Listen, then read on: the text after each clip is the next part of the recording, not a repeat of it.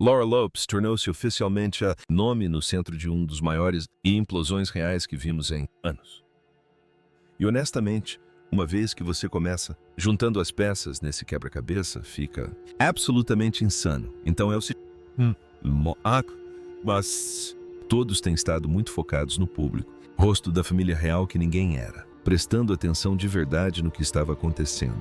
Acontece nos bastidores, mas nas últimas semanas tem sido toda essa guerra financeira e jurídica. Estamos havendo uma tensão crescente entre William e Camilla que simplesmente explodiu completamente da maneira mais dramática possível. Deixe-me começar com o que realmente deu início a tudo isso, desligado porque o momento certo é importante. Em maio, William decidiu fazer algo que honestamente chocou todos dentro do palácio. Ela liquidou 20% de todo o negócio, portfólio imobiliário do Ducado de Cornualha. Estamos falando de 500 milhões de libras acabaram de ser retiradas do mercado ativo. A versão oficial era para habitação local, iniciativas e reinvestimento comunitário. O que parece ótimo no papel, certo? Documentos internos do palácio que vazou não era isso. Na verdade, sobre isso, William era visando deliberadamente o setor financeiro, redes que estavam guardando dinheiro, fluindo para a família de Camilla por mais de 2 décadas. Greater than. Esses fundos fiduciários privados, sussurros privados e fundos civis vinham operando nessas áreas cinzentas do sistema de propriedades reais. Greater than. Basicamente canalizando riqueza em direções que beneficiou o círculo da rainha Camilla, em vez da linha direta de sucessão. Então William simplesmente puxou o Conecte Tudo. No momento em que ele fez isso, todos no palácio sabiam disso. Uma mensagem.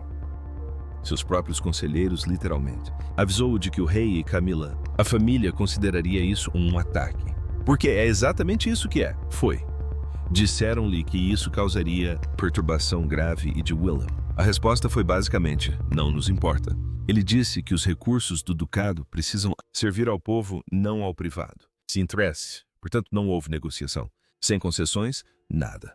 William simplesmente fez a mudança. Mas é aqui que a coisa complicado.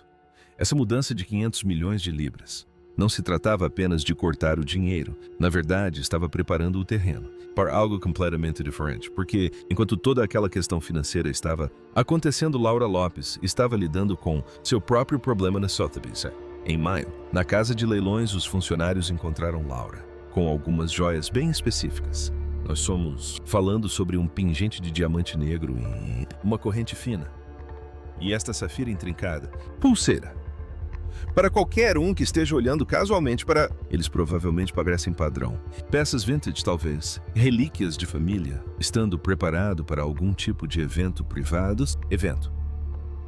Mas quando as pessoas em Kensington, elas viu a imagem dessas peças. E esse é o detalhe crucial. Eles os reconheci imediatamente. Estes eram as peças exatas que a princesa Diana usados no final dos anos 80. E estes eram peças que William aparentemente tinha. Confrontou Camilla diretamente pelas costas, em 2000, quando ele era criança. Depois disso, no confronto, as joias ficaram trancadas. Ausente. Por mais de 26 anos, ninguém o tinha visto. Eles deveriam ter permanecido trancados, longe. Então, de repente, Laura Lopes aparece na Sotheby's como a verdadeira Diana. Joias. E não era como se ela fosse apenas vão vendê-los ou exibi-los. Toda a operação foi muito mais calculada do que isso. O jeito que funcionava era ótimo, proposital. Primeiro, as joias ficaram conectadas ao sistema de Sotheby's. O nome de Laura simplesmente identificado como civil. Propriedade, nada de especial. Segundo, porque essas peças foram guardadas fora da propriedade oficial da coroa, eles estavam registrados há tanto tempo que estavam nisto. Estranha área cinzenta legal onde ninguém tinha documentação moderna sobre eles. Então, conseguindo que a Sotheby's os catalogasse, oficialmente seria basicamente isso, legitimar a reivindicação de Laura de possuí-los. E então, em terceiro lugar, uma vez que eles estavam oficialmente catalogados sob um civil, nome a história real, simplesmente desaparecer dos registros. Em vez disso, eles se tornariam propriedade privada de peças da princesa Diana. Propriedade. Foi aí que tudo mudou, muito rápido. No momento Kensington, o palácio interceptou aquela imagem da Sotheby's. William não fez nada. por meio dos canais familiares normais. Ele não fez ligações telefônicas. Ele não tentou negociar com Camila. Nada parecido com isso. Em vez disso, ele cancelou tudo. A agenda internacional cessou e literalmente desligaram tudo. E trabalhou com sua equipe jurídica na Farrar Empresa. Essa firma de elite que lida com os assuntos mais sensíveis da coroa. E ele lhes deu uma ordem direta. As joias são documentadas como parte do acervo de Diana. Estado não será avaliado. Greater than, e os protocolos de recuperação são ativados. Imediatamente, essa ordem, legalmente, reclassificou o que Laura tinha como propriedade da coroa desviada. Greater than, que é um sistema jurídico completamente diferente. Status do que uma desavença familiar. Mas William não parou por aí. Ele levou isso a outro nível. Fui a Sandringham para me encontrar com Ray. E essa reunião não era de rotina, visita familiar ou mesmo um encontro casual. Discussão. Isso foi calculado. Teatro político. Ele apareceu com uma pasta de couro contendo um constitucional altamente sensível documento. Na verdade, era um documento de cartas. Parentes para ativo. Reclassificação. Essencialmente, William estava mostrando o PEPAS King. Um arcabouço legal que dizia: se o monarca não pudesse proteger adequadamente a coroa, propriedades históricas devido ao seu condição de saúde, então o herdeiro aparente tinha o direito legal, tendo o direito de peticionar ao conselho privado. Conselho, o que basicamente faria. William, um príncipe regente e despir o seu rei do poder executivo sobre aqueles ativos. Então William entrou naquela sala. Greater than, sabendo exatamente o que estava fazendo. Ele tinha a lei do seu lado e ele tinha aproveitar. Greater than. Ele disse ao pai que ou ele poderia assinar o documento para proteger a coroa, propriedade, ou William iria para a penitenciária. O próprio conselho. Greater than. Basicamente era uma escolha entre assinar ou enfrentar um constitucional. Crise sobre as fascinantes do rei de regra. E o rei, encarando-os a realidade dessa escolha, assinou o decreto. Uma assinatura e, de repente, as joias de Diana foram oficialmente classificadas como propriedade da coroa, exclusivamente para a linha direta de sucessão, o que significava que ela foi ignorada. A família de Camila completamente. No momento em que aquela assinatura secou, a máquina jurídica entrou em ação total. Em 23 de maio, os advogados de William entraram com um pedido, o que se chama de liminar marva, com o Tribunal Superior. Os TETs é um dos mais ferramentas financeiras agressivas disponíveis, de acordo com a lei britânica. Congela tudo. Cada conta, cada coisa. Carteira de investimentos de cada fundo fiduciário. Associado a Laura Lopes. Greater than. Acabei de entrar em confinamento. Em questão de minutos, o tribunal aprovou e os alertas foram emitidos para Coutts e Barclays e todos os principais instituições e toda a Laura. A vida financeira praticamente parou. Greater than. Ela não conseguia movimentar dinheiro, não conseguia liquidar tudo. Ela estava completamente paralisada. E então veio o físico. Parte. Às 5h30 da manhã do dia 24 de maio. Viaturas policiais apareceram na casa de Laura. Propriedade em Wiltshire. Não se tratava de algo qualquer. Discussão familiar educada. Isso foi uma ordem de execução do Tribunal Superior com um mandado de busca de nível ministerial. Os policiais entraram e encontraram as peças exatas. Eles estavam procurando e apreenderam. Eles o pingente de diamante negro, pulseira de safira, tudo documentado. Tudo oficial. E assim, de repente, tudo acabou. Laura Lopes ficou com contas bancárias congeladas e não havia como revidar. O que aconteceu em seguida é honestamente tão importante quanto a própria incursão, porque é aqui que você comece a ver quanto controle de danos você está causando. William teve que fazer isso. Dentro da Clarence House, Camila estava em pânico. No momento em que ela descobriu sobre o congelamento de bens em Laura relatou os fatos em seu departamento jurídico. Equipe porque ela precisava descobrir como impedir isso e seu primeiro instinto era tentar usar Greater than imunidade soberana para protegê-la, filha dos processos judiciais. Mas os advogados disseram-lhe sem rodeios que era isso. Não ia funcionar. Imunidade soberana. É o constitucional específico. Proteção que se aplica ao reinante, monarca e tecnicamente à rainha, consorte quando ela está em serviço oficial. Deveres. Não se estende ao setor privado. Cidadãos. Greater than. Laura Lopes não estava mais recebendo tratamento como membro protegido da família real do lar. Perante a lei, ela era apenas uma cidadão comum enfrentando acusações de deter propriedade da coroa. Autorização. Então Camila não pôde protegê-la legalmente. Mas o que ela poderia fazer, o que eu tentava fazer, era controlar a narrativa, certo? É isso que a Clarence House tem. Sempre fui bom nisso, gerenciar a imprensa, moldando a percepção pública, obtendo jornalistas amigáveis para escrever histórias comoventes. Isso tem sido. Camila conhecia todas as suas estratégias há anos. Ela passou 2 décadas se transformando, da mulher que todos odiavam, greater than, para alguém que parecia ser essa pessoa essencial, parte da monarquia. Mas aqui é onde William, com certeza, greater than, a superou em manobras.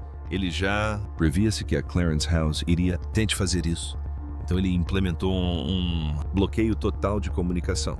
O gabinete de imprensa do Palácio de Buckingham foram fechados. Eles não estavam autorizados a emitir quaisquer declarações, negações, informações de bastidores, nada, sem aprovação direta de Kensington. Palácio. A equipe de William também foi para o High Tribunal e obteve estrita confidencialidade, ordens que impediram a mídia tradicional, saídas que impedem até mesmo a conexão dos pontos entre o congelamento de bens e a realeza, colação.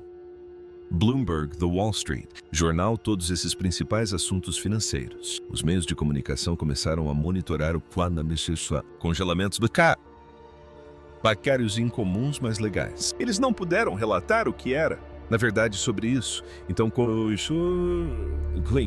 o sol nasceu em 24 de maio, Camila.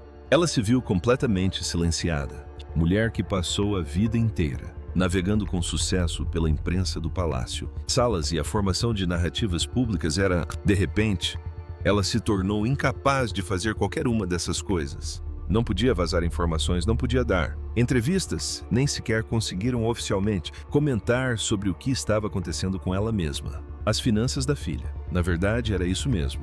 É impressionante a rapidez com que William Isoloa, dentro da Clarence House, revela muita coisa importante que todos estavam ignorando. Porque assim que o Supremo Tribunal Federal se envolveu e começou a auditoria completa em 14 de junho, a dimensão do que realmente estava acontecendo ficou muito mais clara. Laura Lopes assinou um acordo legal que basicamente dizia que ela não tinha mais direito a essas peças. Em troca, o tribunal permitiu que ela acessasse algumas de suas contas bloqueadas para que pudesse cobrir seus custos administrativos, mas foi só isso. Ela ficou completamente de mãos vazias. Toda a estratégia que a equipe de Camila vinha executando desmoronou e não. William fez algo que foi realmente genial do ponto de vista estratégico. Ele se pronunciou publicamente no Palácio de Kensington.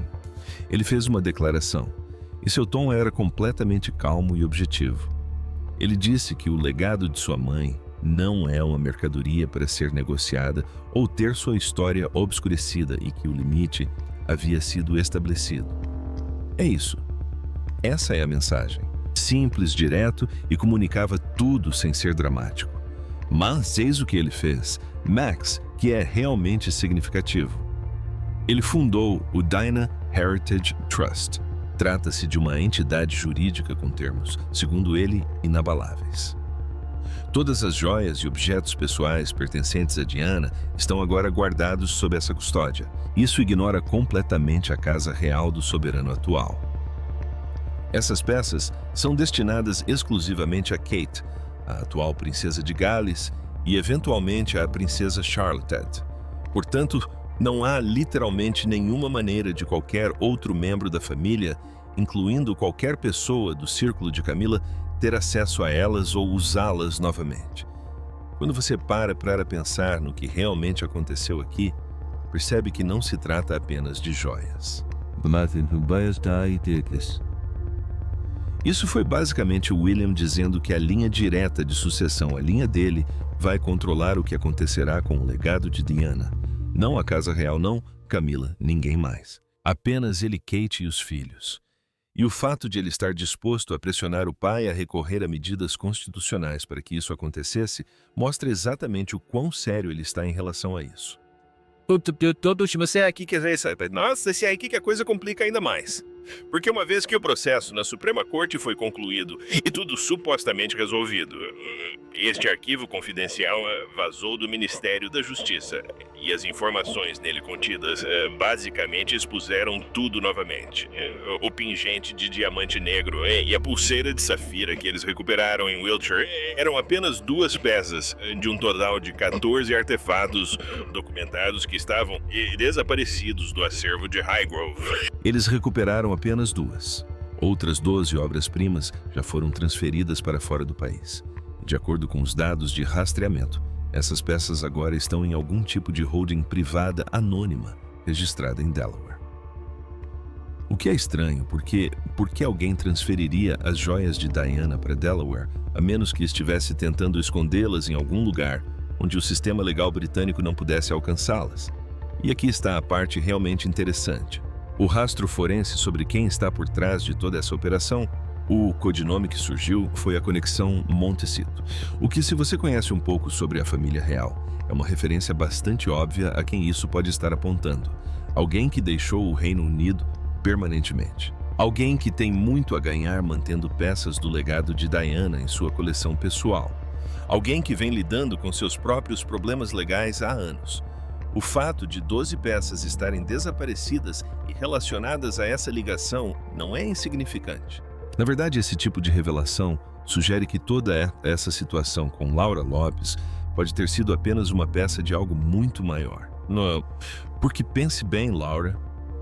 Lopes foi pega com 2 peças na Sotheby's, mas outras 12 já haviam desaparecido.